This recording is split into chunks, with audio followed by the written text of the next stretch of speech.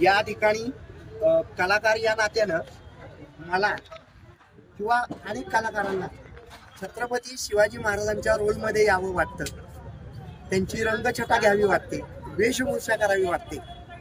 तर शिवरायांचे वैचारिक वारस म्हणून आज मी स्वतः कलाकार या नात्यानं छत्रपती शिवाजी महाराजांच्या वेशामध्ये आलो।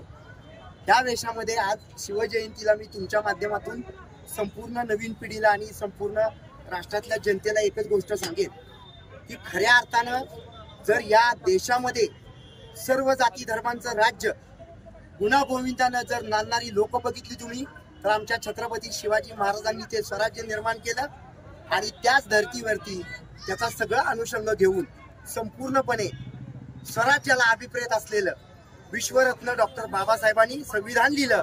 तर आज या देशामध्ये छत्रपती शिवाजी महाराजांचं स्वराज्य आणि बाबासाहेबांचं संविधान खऱ्या अर्थानं जर जिवंत ठेवायचं असेल तर या दोन्ही महापुरुषांना संपूर्ण नतमस्तक होऊन त्यांचे अनुकरण आपण केले पाहिजे।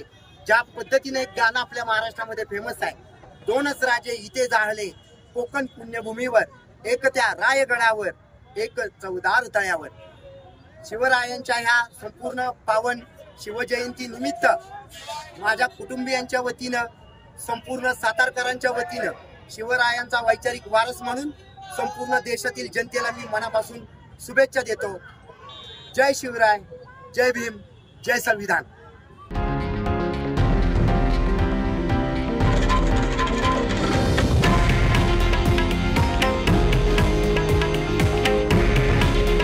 हे आहे देशातील नंबर 1 न्यूज नेटवर्क आणि आपण पाहत आहात TV9 मराठी।